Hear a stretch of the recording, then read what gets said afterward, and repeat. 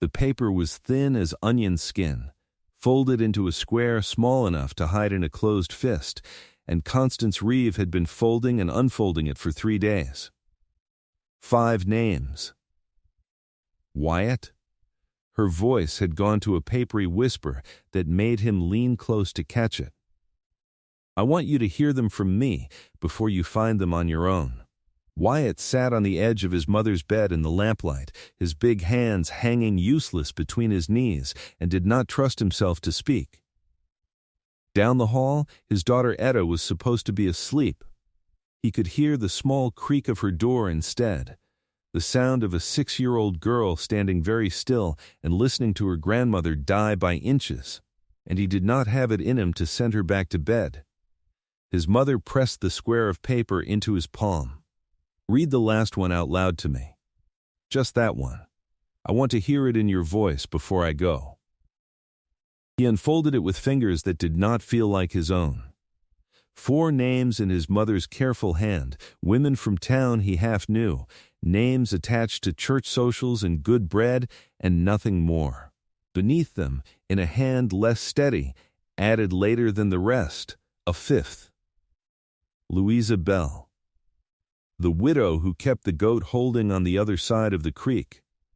The woman whose lamp he could see from his own porch every night of his life and had never once crossed the water to visit, not since her husband's funeral 3 winters back, when he'd stood at the edge of the churchyard with his hat in his hands and not known what to say to a woman burying a man he'd hunted beside since boyhood. Say it again, his mother said, and closed her eyes when he did, and something in her face eased like a fence wire finally cut loose from its post. She did not open her eyes again that night, though she lived 2 more days, quiet and small in the bed that had held her for 40 years, and Wyatt sat with her through both of them and said the name over twice more, though she gave no sign of hearing. She was gone before the 2nd week of the new month. Wyatt buried her on the rise above the house where his father already lay, beneath the cottonwood that had shaded 3 generations of Reeve funerals. And he folded the list back into its small square and put it in the tin box on the shelf beside his father's watch, and told himself he would not open it again. He was a man of 30 and 1 years who had lost a wife to fever when Etta was still small enough to fit inside his coat. And he had built a wall around that particular grief with the same care he built fence, plank by plank, until it held against weather and want alike. He did not intend to take it down for a scrap of paper his mother had scrawled from a sickbed in her last clear hours. But grief has its own arithmetic, and a house with 1 small girl in it and no woman's voice singing over the washing does not stay quiet for long. The ranch had run well enough while his mother was strong, her hands still capable of bread and mending and the 1,000 small corrections a household needs, corrections a man does not know are missing until they stop arriving. Within a month of her burying, Wyatt understood the shape of what he had lost went well beyond a mother. The bread came out flat, dense as a hitching post. Etta's hair went unbraided 3 days running, wild as prairie grass, until her teacher sent home a note about it that Wyatt read twice and could not answer. The mending basket grew into a small mountain by the hearth, and he was a man who could set a broken leg on a horse and could not, for the life of him, thread a needle steady enough to close a torn hem. He hired help twice from town and lost it twice. Once to a girl who found the isolation of the valley more than she could bear and left inside a fortnight with tears in her eyes and an apology she did not owe him. Once to a widow who wanted a husband more than wages and made that plain within 2 weeks of arriving, cornering him by the well pump with an offer dressed up as small talk. Wyatt was not a man built for that kind of arrangement, and he sent her home with 2 months' pay and no hard words, and went back to flat bread and a mending pile and a daughter who had started going quiet in a way that frightened him more than any fever ever had. It was Etta who solved it. In the end, the way children solve things, adults have tied themselves in knots over. She had wandered further than he liked one October afternoon, chasing a barn cat down along the creek bank, and Wyatt went after her with his heart in his throat, calling her name into the willows, and found her at last sitting cross-legged in Louisa Bell's kitchen garden, with a fistful of stolen mint and the widow herself kneeling beside her in the dirt, showing her how to pull it without tearing the root. She wasn't any trouble. Louisa stood and brushed the dirt from her skirt before he could apologize, her tone easy, unbothered. She has a good hand with plants. Doesn't yank. Wyatt stood at the fence line with his hat in his hands, feeling every one of his 31 years, and looked at the woman his mother had written down last and hardest, the one she had wanted him to hear in his own voice. "I'm obliged." He turned the hat brim once in his fingers. "For the mint and the patience both. It's no trouble having a child in the garden." Louisa's eyes went to Etta, and something moved through her face too quick to name, gone before he could be certain he'd seen it. Mine would be near her age now. He did not ask. She did not offer more, but he noted the way Etta had already tucked herself against the woman's side without seeming to notice she'd done it, easy as a barn cat finding a lap. And he noted, too, that Louisa had not once told the girl to mind her manners or go on home, had simply let her be there, folded into the ordinary work of a garden as though she'd always belonged in it. He should have thanked her and taken his daughter home and let that be the whole of it. Instead, he found himself standing at that fence a good while longer than the occasion required, asking after her goats, her well, the state of her fence line, and Louisa did not seem in any hurry to send him off either, answering each question fuller than it needed and asking a few of her own. The arrangement, when it came, arrived sideways, the way most sensible things in Wyatt's life had. His hired man broke an arm hauling fence posts the second week of November, thrown when a green mare shied at a rattler, which left the household with a girl who needed watching, a kitchen that needed running, and a rancher who could not be in 3 places at once and had already worn out the goodwill of every capable woman in town. Wyatt rode to the Bell holding on a Tuesday morning with his hat turned in his hands the whole way, rehearsing the ask until it sounded reasonable even to his own ear, and asked if Louisa might consider taking on the house 3 days a week, for wages, until his man mended. 3 days. Louisa studied him from her porch step, arms crossed, weighing something he could not name. "Not 5.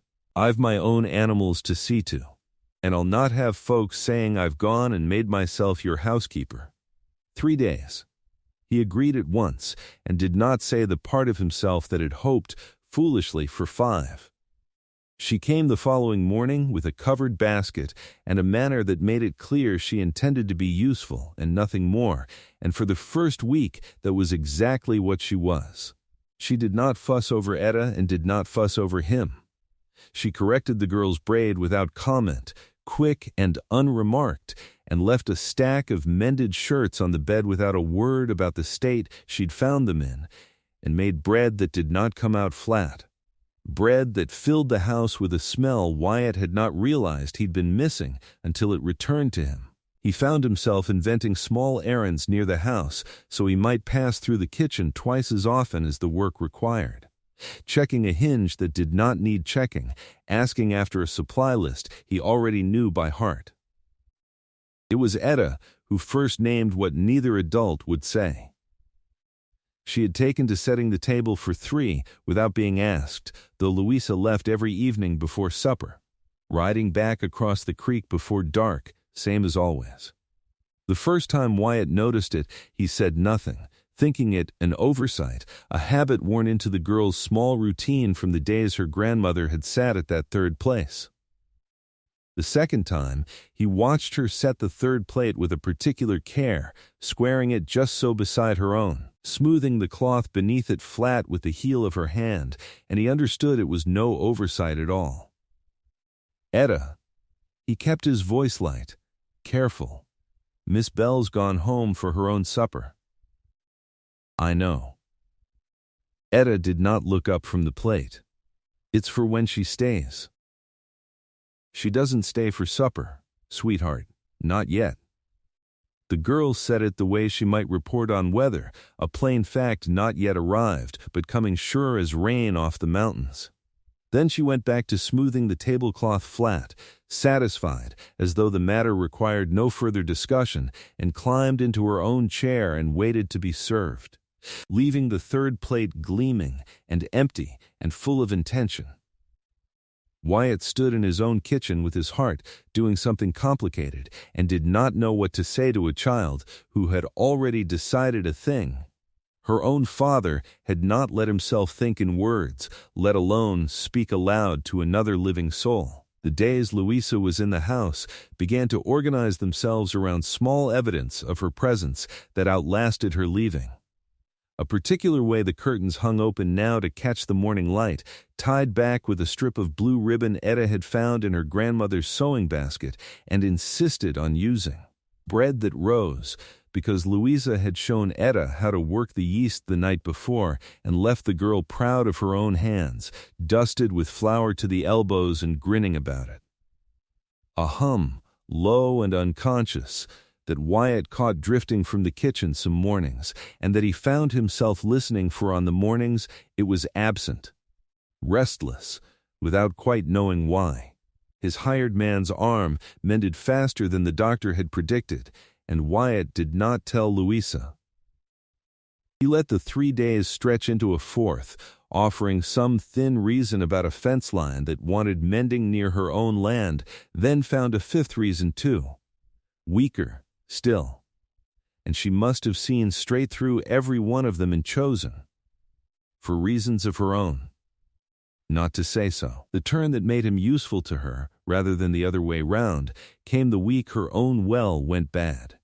Louisa Bell had lived alone on that holding since her husband died of a fall from a green horse 3 winters back, and she had managed it herself with a stubbornness Wyatt had come to respect more than he let on, mending her own fence, birthing her own goats, hauling her own water when the pump failed her. But a fouled well in a dry season is no small trouble for one woman and a handful of goats, and when he rode over on his own errand and found her hauling creek water in buckets balanced across a yoke, her hands raw from the rope, and her face set with the particular determination of someone who has learned not to ask for help. He did not wait for permission before he took the yoke from her shoulders. "I can manage." The words came out worn smooth, a sentence she had clearly said a great many times to a great many people since her husband died, more habit now than argument. "I don't doubt it." He set the buckets down and looked toward the well house, already working out in his head what the trouble likely was. "Doesn't mean you ought to have to."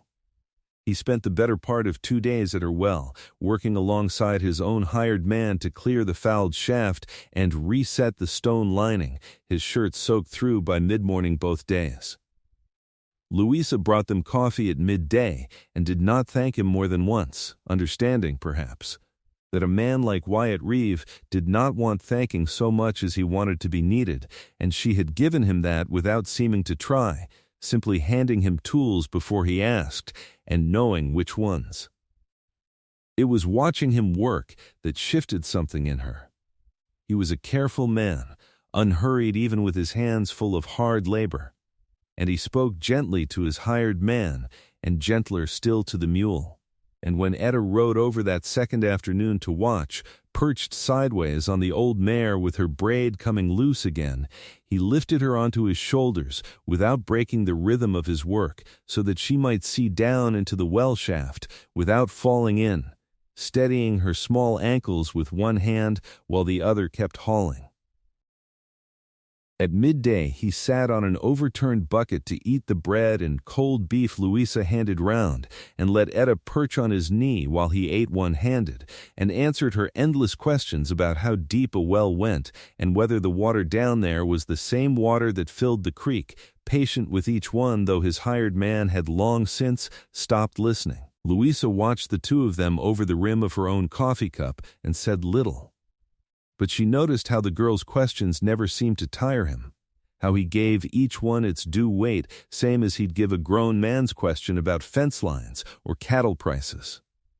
Louisa stood at her own porch rail that evening and watched a father and a daughter ride off toward home in the last of the light, and thought, not for the first time, how quiet a house could be and how loud a family was, even one that had not yet named itself out loud. The trouble, when it arrived, came from town, the way trouble in a small valley usually does, riding in on the back of ordinary gossip until it grew teeth.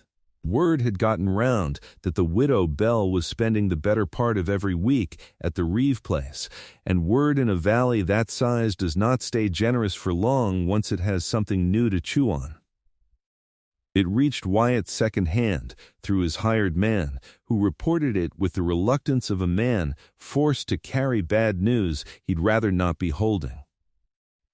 Talk of impropriety. Talk that a decent woman ought not to keep house for a widowed man without a ring on her hand to justify it. Talk, worst of all, that had reached the schoolhouse and put a sting in some other child's mouth sharp enough to land square on Etta. She came home from her lessons 3 days running with her face set in a way Wyatt did not like. Jaw tight, eyes too bright, and on the 4th day she would not say what was wrong until he knelt down in the yard in front of her and made her look at him. They said Miss Bell isn't really anything to us.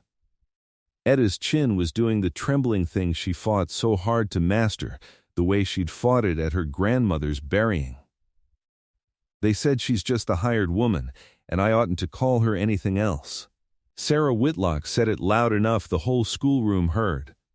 Wyatt felt something old and quiet in him go hard and still, the way it had the day the fever took Etta's mother and left him nothing to fight, no enemy to face down, only weather and time.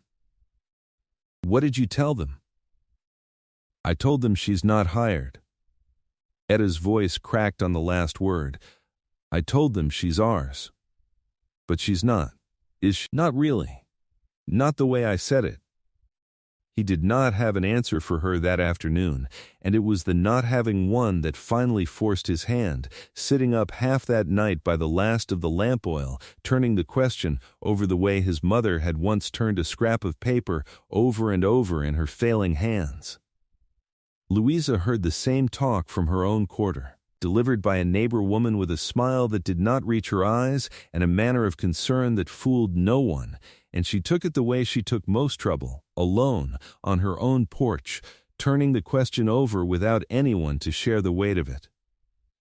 She had buried a husband, and, before that, a small daughter, not yet 2, a grave on the rise behind her own house that she visited alone in the early mornings and told no one about, not even Wyatt.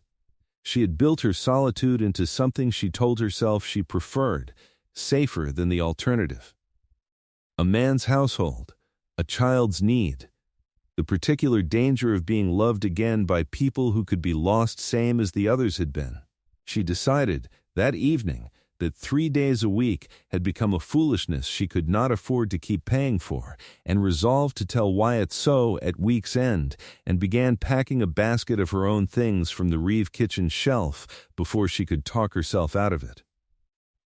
It was Etta who stopped her. The girl showed up at the bell holding a loan on a Saturday morning, having walked the creek path without permission, small and stubborn and out of breath from running the last stretch, and found Louisa on the porch with a half-packed basket that made her intentions plain enough even to a child who had never been told what impropriety meant. You're not coming Monday. It was not a question. Louisa set the basket down slowly, caught out. I think it's best I don't, for a while. Because of what they said at school. The directness of it stopped Louisa cold. She had not imagined the talk had reached this far, had not imagined a 6-year-old girl carrying that particular weight alone for days without telling a single grown soul. It's grown folks' business, sweetheart, not yours to carry. It's mine too. Etta's chin came up, trembling and fierce at once, the same trembling her father could not always master either. You said mine would be near her age now. Your girl. I know you had one, and I know she's on the hill same as my mama's not on any hill. She's just gone. But I thought.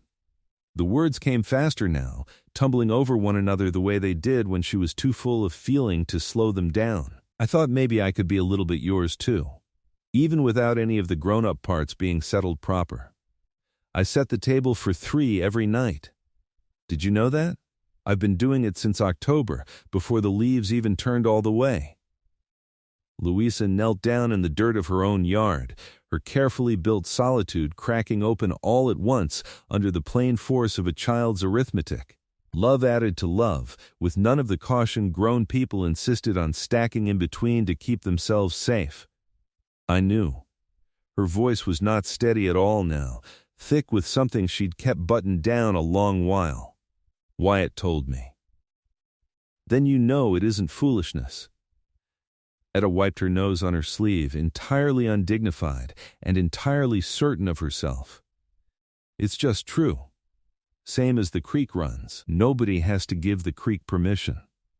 Wyatt arrived at a near run 20 minutes later, having discovered his daughter missing from the yard and guessed, correctly and with a father's particular dread, where a stubborn 6-year-old with a fixed idea would go. He found the two of them sitting together on Louisa's porch step. Etta's head against the widow's shoulder, the half-packed basket forgotten by the door where it had been left. He did not ask what had passed between them. He could see it plain enough in the set of Louisa's face, something unguarded there that had not been present when he'd first ridden up asking a favor 2 months back. I heard the talk. He stood at the bottom of the porch steps with his hat in his hands, the same as that first morning, though the ground beneath him had shifted considerably since.